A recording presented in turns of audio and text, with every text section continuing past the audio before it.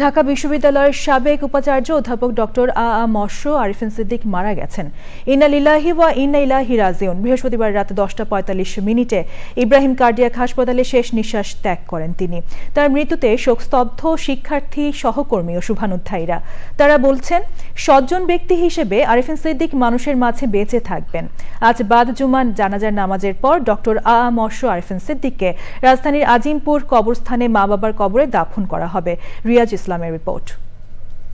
মস্তিষ্কে রক্তক্ষরণজনিত কারণে গত 6 মার্চ ঢাকা ক্লাবে মাটিতে লুটিয়ে পড়েন ঢাকা বিশ্ববিদ্যালয়ের সাবেক উপাচার্য অধ্যাপক ডক্টর মশরু আরিফিন সিদ্দিক।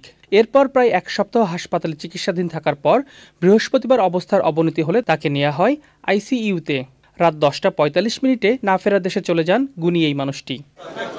গণযোগাযোগ ও সাংবাদিকতা বিভাগের এই শিক্ষকের মৃত্যুর খবরে ছুটে আসেন স্বজন, শিক্ষার্থী, দীর্ঘদিনের সহকর্মী ও শুভানুধ্যায়ীরা। স্যারের সাথে আমরা একাডেমিক অন্য কোনো পরামর্শ কখনো করতে গেলে স্যার সবসময় আমাদেরকে ওনার সাহায্যের হাত বাড়িয়ে দিয়েছেন। উঁচু মানের একজন মানুষ ছিলেন, উনি ছিলেন এ পার্সন অফ ইন্টিগ্রিটি।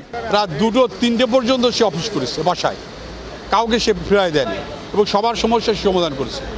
আমি তার বিধি আত্মার মাগফিরাত কামনা করি। তিনি শুধু সনদপত্রধারী শিক্ষিত মানুষ গড়ে তুলতে তার জীবন ব্যয় করেননি, তিনি সত্যিকার অর্থে মানবিক গুণাবলী সম্পন্ন আদর্শবান মানুষ গড়ে তোলার কাজে তার জীবনটা ব্যয় করে গেছেন। আমরা তাকে সাধারণ শিক্ষক হিসেবে যেভাবে পেয়েছি, আমাদের কাছে একজন অভিভাবক আজকে আমরা হারালাম।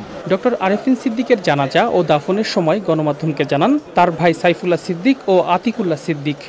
আর ওনার জানাজা হবে বাদ জুমা ঈদগাহ মসজিদ, ধানমন্ডি ঈদগাহ মসজিদে, এবং দাফন হবে হলো আজিমপুর কবরস্থানে। আমার মা বাবার কবর, আমার দাদির কবর, ওই কবরের উপরেই ওনার দাফন হবে ইনশাআল্লাহ। রিয়াজ ইসলাম, চ্যানেল আই, ঢাকা।